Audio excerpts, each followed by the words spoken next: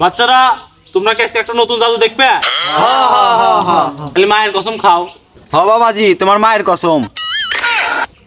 না না, জাদু দেখাবো না, এই শালা বেশি চালাক খাইতেছে। না না বাবা, আর কিছু করবো না বাবা, দেখাও দেখাও।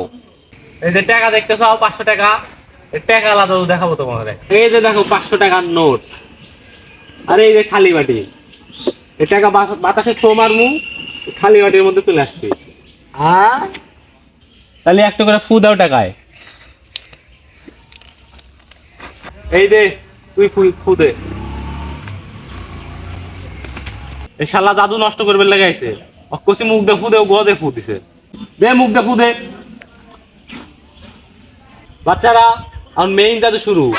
টাকা এরকম ছো মেরে দিমু, এখনো যায় নাই, আছেই আছেই, ছো মেরে দিমু।